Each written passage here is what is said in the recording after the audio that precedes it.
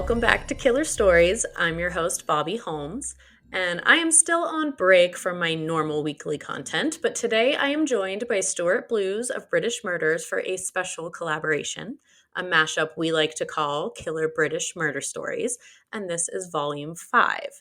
Stu is going to tell me a story, one that I know nothing about, and if you tune into his show, when is it? When is yours going to be airing, Stu? I guess I should ask you that. I think it's going to be bear with me, July the 21st. So a July little bit later 21st. possibly than yours. Gotcha. Yeah, I mean, mine won't be my normal Wednesday because it is Wednesday, so I'll just kind of put it out when it's ready. But if you tune in July 21st, you'll hear me covering a murder that started with a catfish, and it's very, very interesting. Hmm. But what do you have for us, Stu? Well, I have a rather recent story. Now, this has been given the name The Bedsit Murders in the UK media. Do you know what a bedsit is? Bedsit. No. So, a bedsit is basically, here's the definition, a one-roomed unit of accommodation, typically consisting of a combined bedroom and sitting room or living room. You've got cooking facilities in there. Think of a shared house. So if there's one big house and there's 4 bedrooms that people rent, Uh-huh. one of those rooms we would call a bedsit. Gotcha. So it's not like a studio, like one tiny place. It's just the shared space. Yeah, so a studio would be like an apartment building full of loads of small apartments, I guess, that are tiny, is my Mm-hmm. understanding. This is like a big, say, a detached house with 4 massive bedrooms. Each of them has their own cooking area. Sometimes they might have communal toilets, but a bedsit is one of those rooms that someone would rent out and class as their home. Gotcha. So that's what a bedsit is.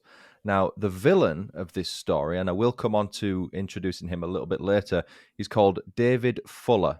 That's Fuller is the surname. And it's quite a recent case, this one. It was in our national headlines. It is quite a gruesome one, and I know you know nothing about it. And there is a bit of a twist to it as well. So Ooh, I like twists. I'll start with we'll start from the beginning, and there is a massive gap, but we will get there. So we're starting in 1987.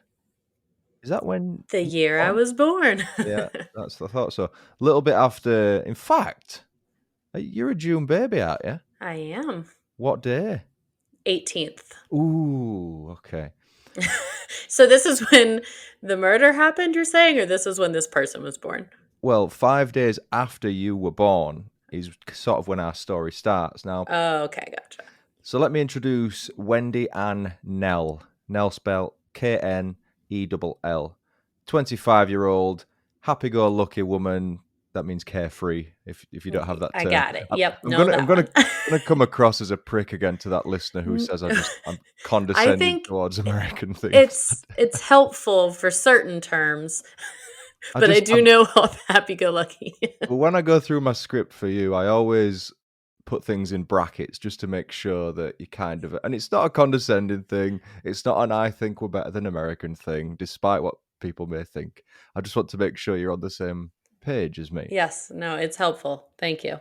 So she's generous. She doesn't let much affect her. She's just a happy-go-lucky person, carefree. She wanted kids, but she didn't have any. She was previously married to a man named Mr. Miles. I don't know his first name, but they did divorce. When they divorced, she reverted back to her maiden name, which was Nell. So she went by Ms. Nell.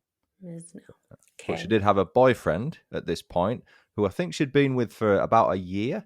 She lived in a place called Tunbridge Wells. Now, this is a town in Kent, which is a county in southeast England.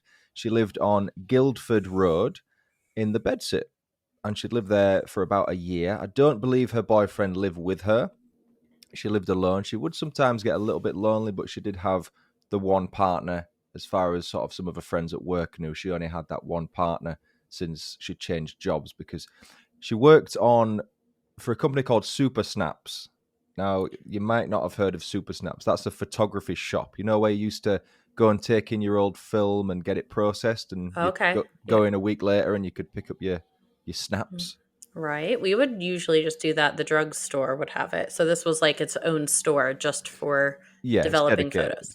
Correct. So it's dedicated to it. We had a load back in the 80s, 90s. Now it's all mainly online, but there are the odd one, like we have one called Max Spielman.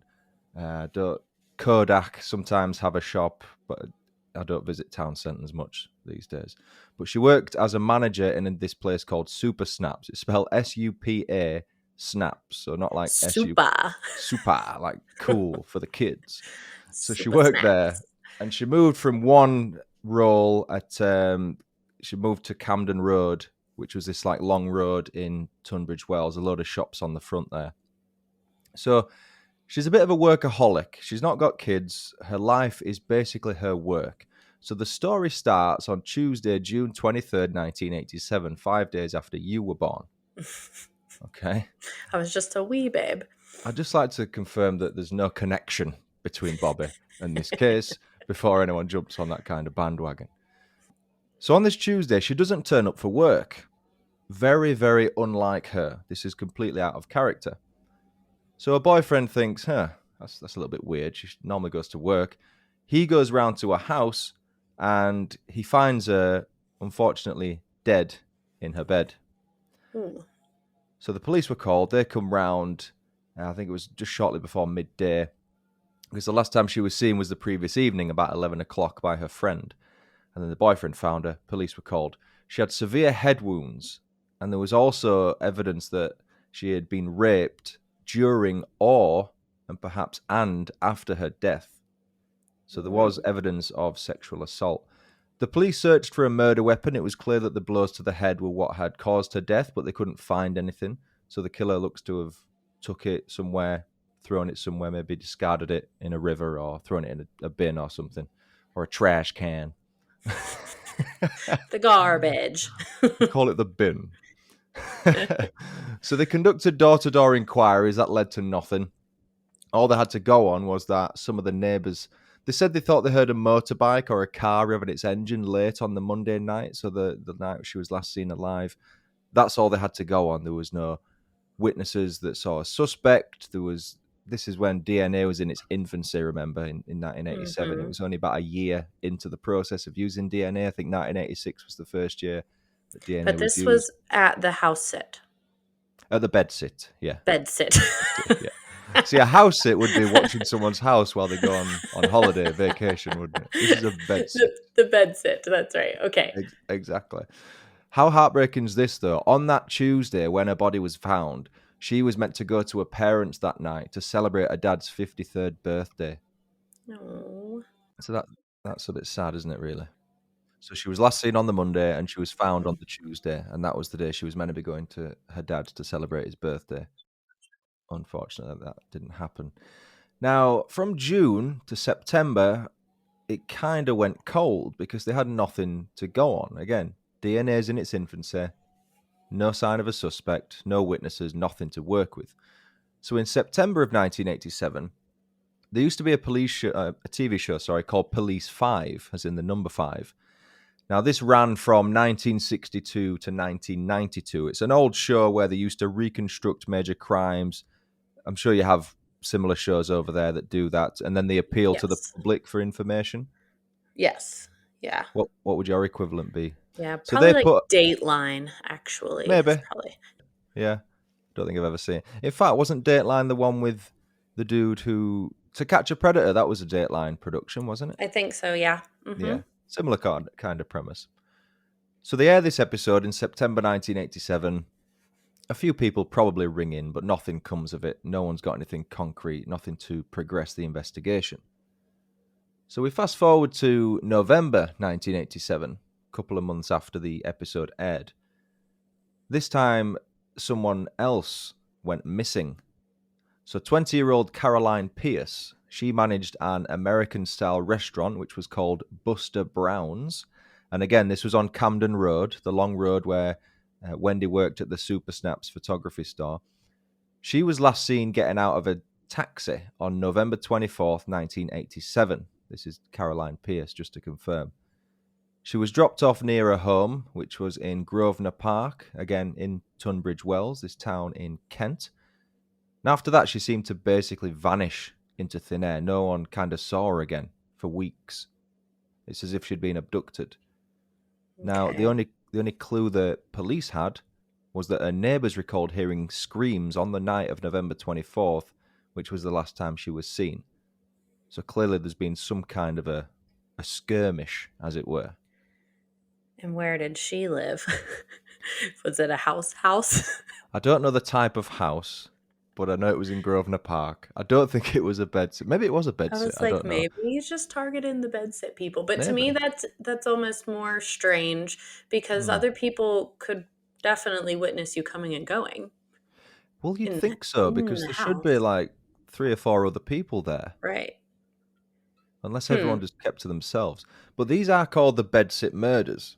Whether that's because of one bedsit or two, perhaps they both were. Who knows? But the point is, it's two similar aged women here work on the same road, probably not far apart, the two shops, both managers. But a third victim, who was a 34-year-old woman, now this woman wasn't named anywhere in the sources I used. She was raped during the last weekend of November in 1987, so about a week or so after Caroline Pierce disappeared. Again, this is in Tunbridge Wells. The police, however, swiftly arrested their suspect with that one. This guy, no idea who it was. Again, I couldn't find a name. They still thought all three were linked, though, even though they'd arrested the guy in relation to the third victim, this 34-year-old woman. I don't think she was murdered. She was sexually assaulted. But Yeah, that's what I was that's, going to ask. Is the suspect just a suspect or did they confirm it? So I yeah, guess not. exactly. So they did take someone into custody. What happened in that, it's kind of linked, but I think eventually they dismissed it because it just goes cold after that research wise. So at this point, you've got Caroline's disappearance, but it's not treated as a murder inquiry because no body's been found. Hmm. It's just been treated as a missing persons inquiry. It lasted that way for about 3 weeks because on Wednesday, December 16th, 1987, Caroline's body was found, and it was about 35 miles away in this place called Romney Marsh. So this is like an isolated wetland area. It's very barren. Not It's many like a people live there. fisherman or something found her, I assume. Well, it doesn't really say. It just basically says that's where she was found. Now, it's in this Hmm. barren wasteland of wetland area. And you can look on Google Maps, and there's no real houses there apart from the odd one. It's just greenery. I'm Hmm. guessing it's quite boggy. That's why there's not many houses there. So she's in this like ditch which is flooded because rain or because of the wetland areas leaked into it. I'm not sure, but she's found there. The concerning thing is that the police believe that she'd probably been kidnapped or abducted on November 24th. Now, they didn't have a way of thinking, had she been killed straight away and been in the ditch for 3 weeks, or, more worryingly, had she been held prisoner for 3 weeks and potentially Hmm. tortured throughout that time, or just held captive and then finally killed and then left in the ditch?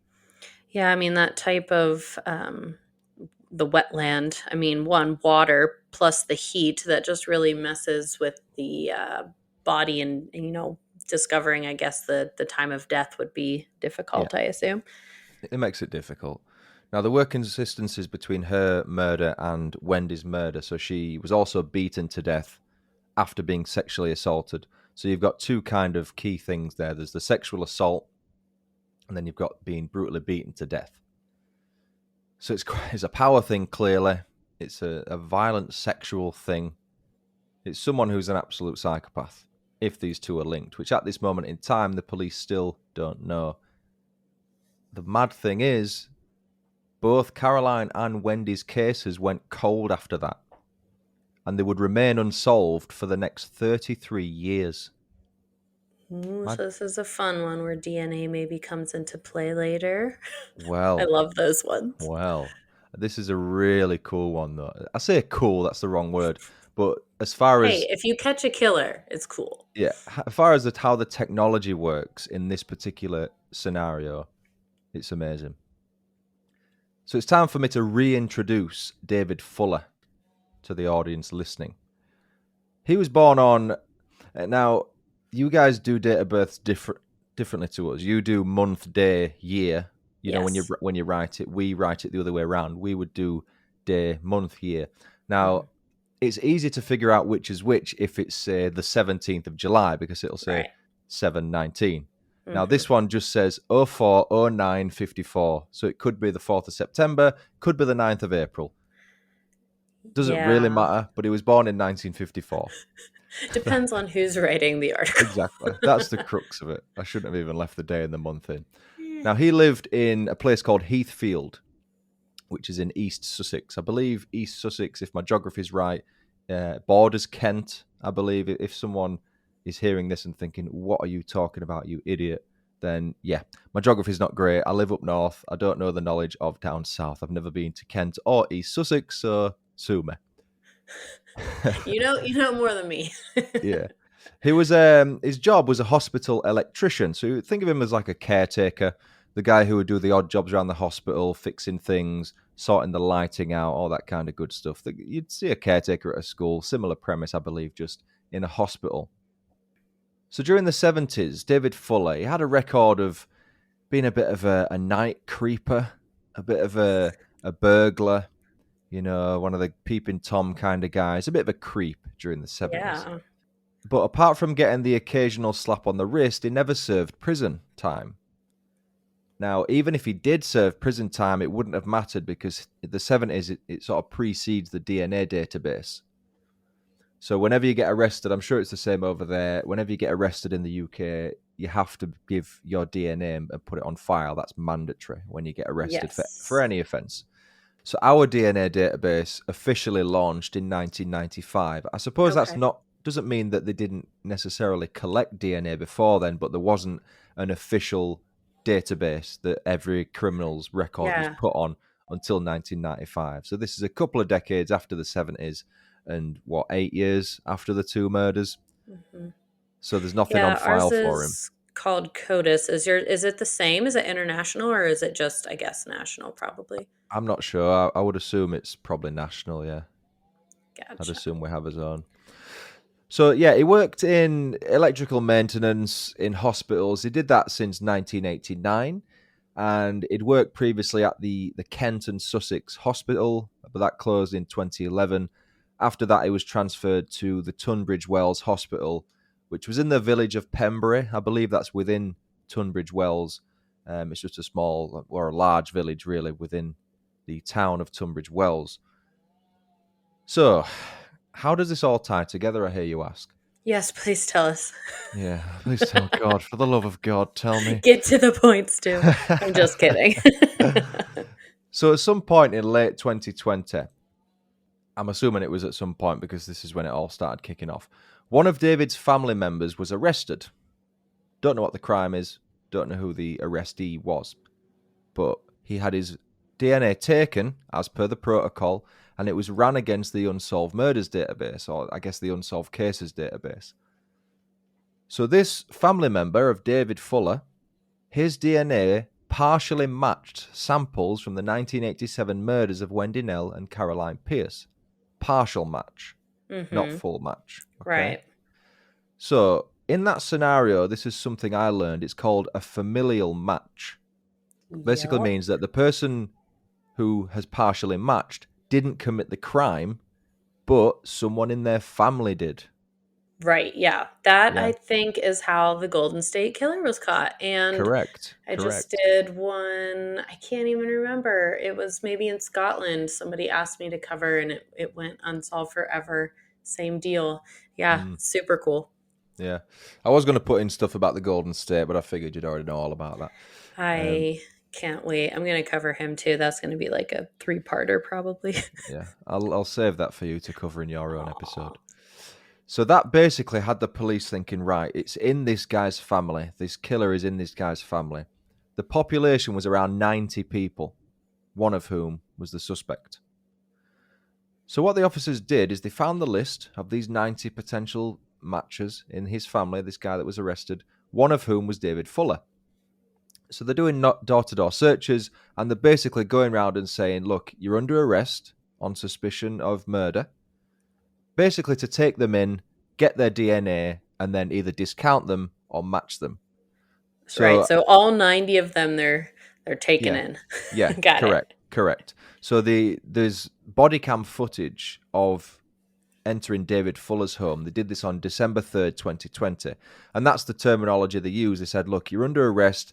There's been a familial match to a murder in 1987. We need to take you in.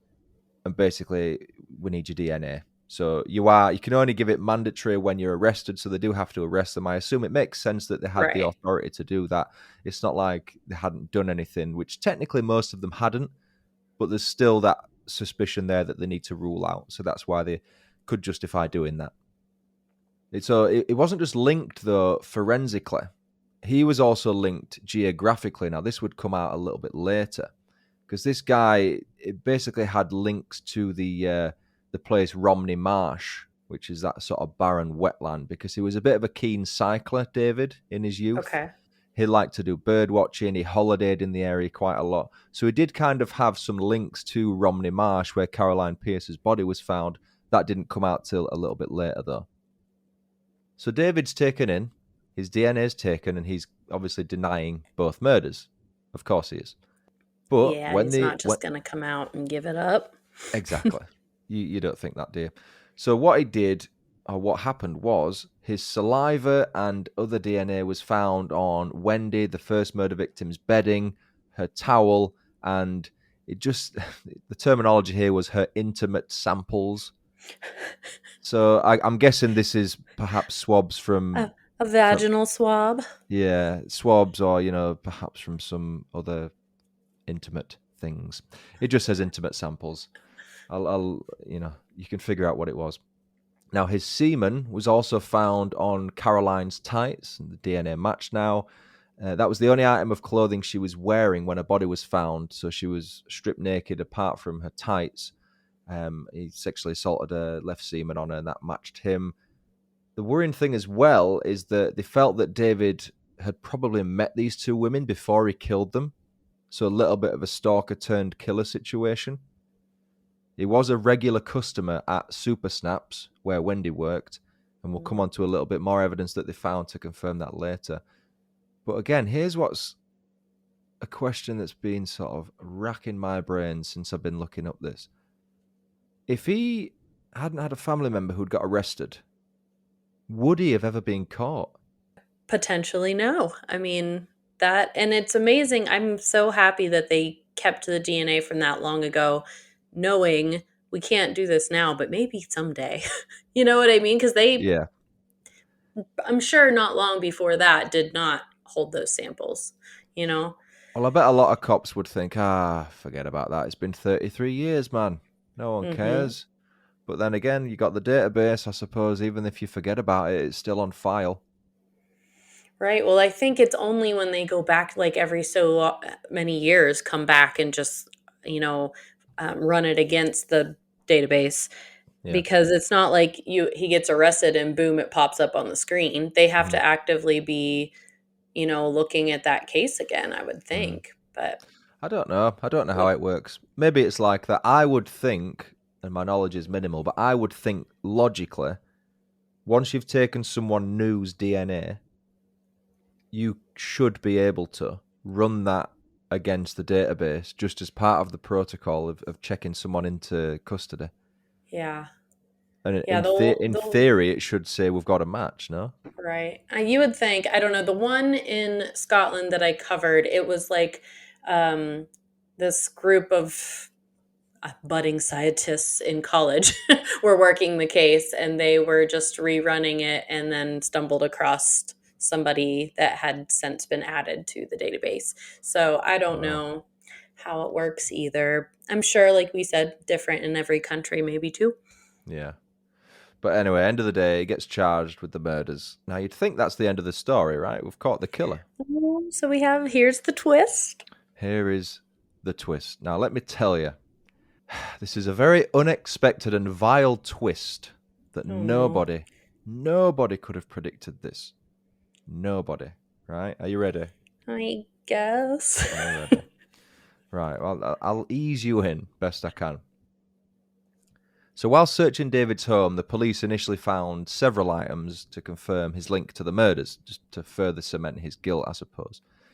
He kept photos in super snaps, like sleeves, like photography sleeves that they would give you your photos back in.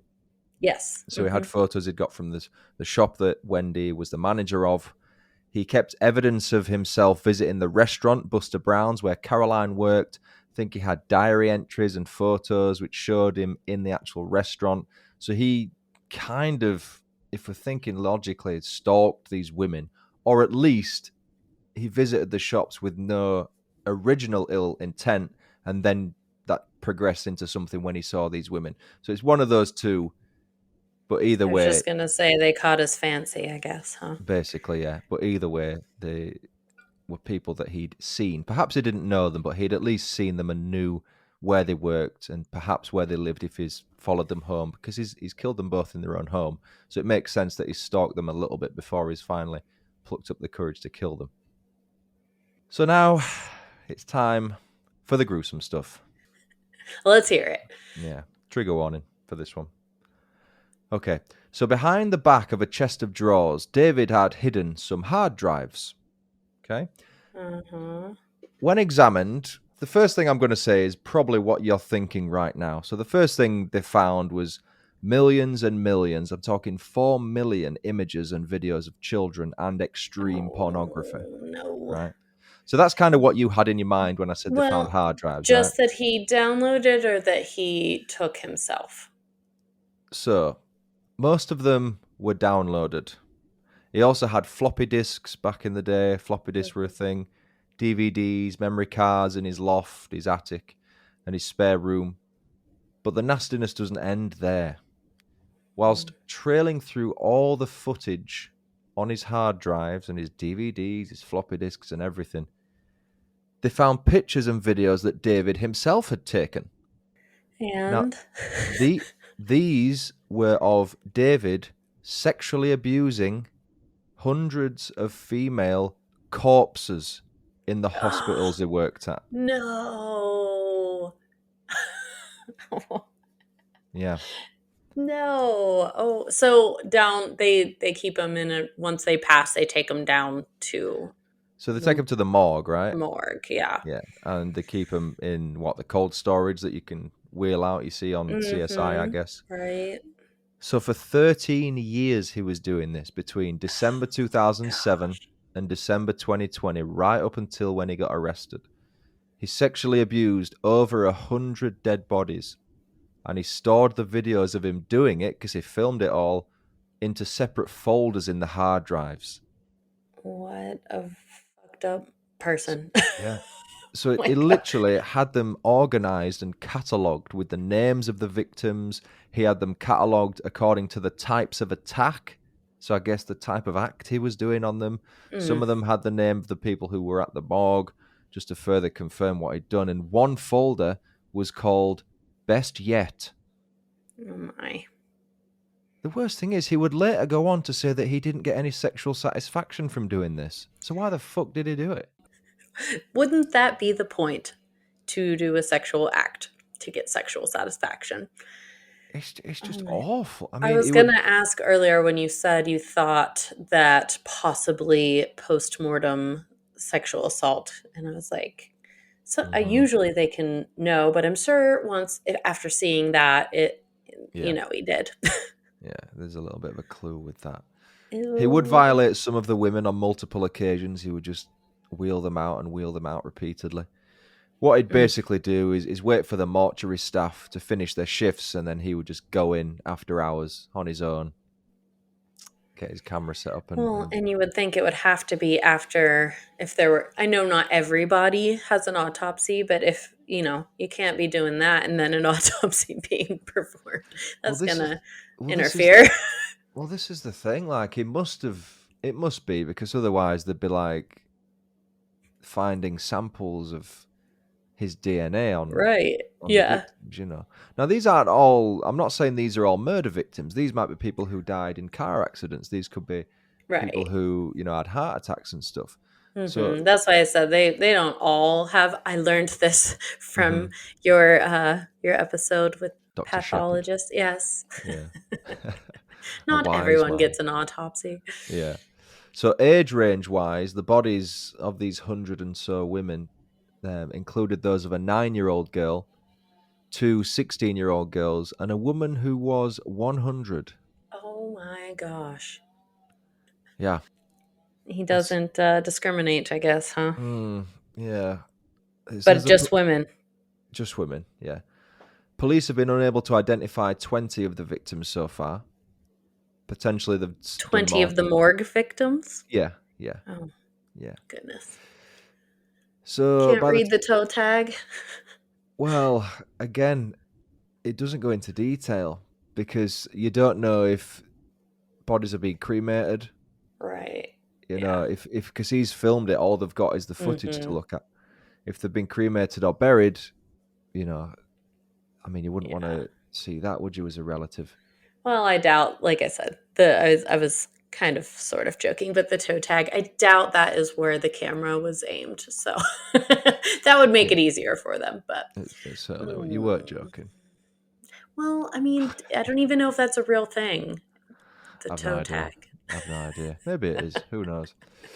But by the time his trial came around, this was in it must have been late 2021 because I think he ended up getting sent down in December. So let's say November, December 2021. He changed his plea because at first he said not guilty to the two murders. Now obviously he's got Mhm. more charges against him now. So he Yeah. admits 2 counts of murder 4 days into the trial. Previously he'd only admitted killing the women subject to diminished responsibility. So this is by way of insanity. Uh, Right. but he denied murder. But he changed that to guilty. Yeah. But by that time, he'd already admitted 51 further sexual offences, which included 44 counts relating to 78 of the identifiable mortuary victims. Now, how is this for a rap sheet? In total, he pleads guilty to 2 counts of murder, 32 counts of sexual penetration of a corpse in Oh respect my of God. 32 individual victims, 1 count of sexual penetration of a corpse as a group charge in respect of 27 victims, 8 counts of taking indecent photographs of a child, 3 counts of possessing an extreme pornographic image, 3 counts of making indecent images of children, 1 count of possession of an indecent photograph of a child, 1 count of possession of prohibited images of children, 1 count of voyeurism, 1 count of possessing an extreme pornographic image. Oh my gosh. What makes it extreme? I would feel like it's all, if it's, oh, the other That's one was yeah, child. Okay. yeah. Well, either way, oh my It's gosh. bad. It's bad, isn't it? Yeah. It's a hell of a rap sheet. Yes, it is.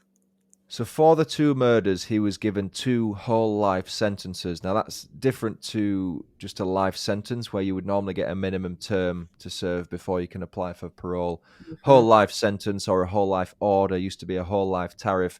That's basically life. Right. No Okay. parole. Yeah, no parole. He was sentenced to that on the 15th of December 2021. That was at Maidstone Crown Court, and the sentencing judge was Mrs. Justice Chima Grubb. Justice wasn't her first name, it's just what we call our judges, in case you Hmm. were wondering. Because the first time I started doing these cases, yeah, a couple of years ago, I was like, Justice, that's a strange name. So No, you didn't even know that. no, I didn't know that. No, that's just what they call them, or judge. Yeah. Justice or Right. judge. He was also given a concurrent 12-year term for his other crimes. And in the sentencing statement, Judge Chima Grubb said, "There is so much sorrow in this community because of what you have done. Your actions go against everything that is right and humane. They are incomprehensible. You had no regard for the dignity of the dead." And to seal this off, to confirm how bad this was, the necrophiliac attacks by David Fuller are believed to be the most extensive offending of their kind in British legal history. Wow. I mean, he had the inn working there late Mm. as a caretaker. Ugh, that But just is. imagine thinking, oh my God, we've just broken the murder case of 33 years, Hmm. and then stumbling across all that. I know you guys don't have the death penalty, but if anyone deserves it, it kind of sounds like this dude Yeah. does. Here's something interesting, right? So on my TikTok, I told this story. I kind of summarized it in about 3 minutes last week, I believe, just sort of while I was researching it, preparing for this. And I got some strange comments on there. People were Like, saying, people were saying, well, they're not really victims; they're dead. He's not committed a what? crime, and it's people just Okay, trolling and being pretend that's your dicks. sister or your mom. Exactly, it's people being dicks and trying to troll and trying to provoke a Yeah, reaction. I don't do that shit anymore. or your But daughter. I'm just think, Ugh, what would your boss say if he saw that you'd written that? Do you know what I mean? right. Mm-hmm. Even as a quote unquote joke, like, oh, they wait for victims, they're already dead. It's like, fuck you, man. Yeah. No, I think that's one horrible. one one aspect I do take from it is because of this gross actions that he's done. It's almost as if the murders he committed have been a little bit dismissed, and they've Yeah, been looked at as, oh yeah, the two murders, but the 100 dead bodies, oh my god, and he killed two people. It's kind of like an afterthought, which isn't right because two people's right. lives have been lost because of this man, Mm-hmm. and he is a murderer, a double murderer. So there were, remind me, I'm sorry, three victims you talked about, I Hmm. thought. So one was just a sexual assault, not That's a correct. murder. Yeah, Okay. so the Two 34 murders. year old was sexually assaulted but wasn't murdered. Okay. Hmm. Don't think it was David Fuller. I think it was someone else. Well, and those are only the two that he wouldn't just come out of the woodworks and say, I also murdered more people. Of We don't course. know. Of course. I mean, Hmm. someone who, bear in mind, when he started having sex with these corpses, he was what? Like 60, no, born in 54. He would have I'll been let you do the 50, math. 53, Hmm. 53 years old. Now, this is only stuff he's videoed, remember? Right? You don't just wake up one day and think, oh, I'll start videoing this now, and I'll put them in Hmm. categories and I'll label everything. I'm going to organize this. Yeah. It's Oh, like God. he, because I think the first attack took place on New Year's Eve, 2007, I believe. It's like, imagine if you bought him a camera for Christmas or something. I know just what to do. Oh, there's no way he wasn't doing it before that, knowing his history and his past. Yeah. No one Hmm. goes quiet for 33 years and then just starts having sex with bodies that are dead. No. Hey, earlier I wanted to ask though, you said there was a restaurant with American cuisine. What do you guys serve that you call American cuisine? Basically, burgers, Burgers. chips, ribs, Yeah. pizza. Okay. Pizza. Like New York style, Chicago town Yeah. pizza, all that shit. Mainly burgers and hot dogs and Yeah. mac Fatty and foods. cheese, pulled pork, mac and cheese, all that shit. Yeah, the fat shit that you'd have at a barbecue. Gotcha. I was like trying to interrupt in the middle and it was like, okay, it's not a good time. I'll just wait. But I Yeah. really wanted to know. Do you not Okay. have British restaurants over there? Would you ever go out for an Um, English? nope. I don't think so. That's a No, I joke mean, from there's most like some people. French style cuisines that I've seen, but I don't know that I've ever really seen British or English. I mean, some, I guess, fish and chips. There's like Yeah. some food trucks, but I mean, I don't know of any. Definitely not here in Utah, but their food scene's not the greatest. Yeah, I mean, unless you want like Yorkshire puddings or Hmm. maybe a sausage roll. Well, scones. Okay, so people get very confused about scones here in this area. Anyways, they make them like a big giant flat funnel cake. And like my friends that just moved here, they're like, they said a scone. And I was thinking of this like triangular, dense pastry type thing. Like, is that what your scones are like? I feel like Our scones, how can I describe them? Well, some people call them scones and some people call them scones. scones. Scones, yeah. So that's an argument we have here. Okay. Second of all, on scones, you can have them with or without like raisins and stuff. It's kind of Mhm. like, I feel like the ones I've had are just like super dense. I mean, they're normally quite light and fluffy. So Really? basically, Okay. yeah. So it's normally, because I know you guys have like biscuits and gravy, but biscuits to us is like something you would dip in your tea. It's like an actual, Oh, yeah, like a cookie. like, yeah, you would call it a cookie, but we call Mhm. cookies. Biscuits. Oh. We have cookies here, but they're the circular flat things with like chocolate chips in them. That's a cookie. Yeah, there's various forms of cookies, but No, so you call cookies we call them biscuits. no, but like I'm thinking of like a hard pressed. Um, there's different types of cookies, Stu. But I know what you're thinking of. I think a scone is a biscuit. I think. Okay, what we would call a biscuit. I think. Okay. Maybe not, but they look the same. We would put on a scone like jam and Hmm. clotted cream. Clotted cream. I knew you wouldn't have Is heard of that that. butter? No, it's Like cottage cheese? no, definitely not. No, Well, clotted cream. It's like, uh, what is clotted cream? It's when you just eat something all your life and you got no bloody idea what it is. It's basically really, really thick cream, okay. like thick enough to like if you dipped a spoon in it and turned it upside down, it wouldn't fall straight away. Like, So thinner than cream cheese then. yeah, I'm like trying. I think it originated in Cornwall or Devon, or because there's a big rivalry between Cornwall and Devon for how to make a cream tea, which is scone and then either clotted cream and then jam, or jam then clotted cream. There's a big Hmm. argument on which order to do things. We argue about the most pointless shit here. No, trust me. If you tasted clotted cream, it's a taste sensation. If you ever get chance, maybe Utah's not the right place, but if you get No. chance to buy Cornish clotted cream Okay. and get Oh, some strawberry jam, so okay. I'm do gonna that. Google clotted cream, see where I can get some. Oh, it's beautiful. It's beautiful. I mean, Well, now that we're done talking about American and British cuisine, yeah. why don't you tell everyone where we can find you in British Murders? The best place to find me is britishmurders.com. Everything's on He's there. fancy. He's got a website. Got a website, Got a website. And Professional. 500,000 downloads. Well, it's probably way past that now. A little bit higher than that now. Oh. Well, so everything you can access from the website then. Yeah, Okay. britishmurders.com. Thank you. Thank you. The end. You got to do the sign off.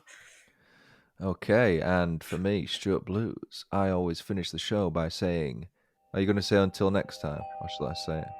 Until next time. Cheerio. Fabulous.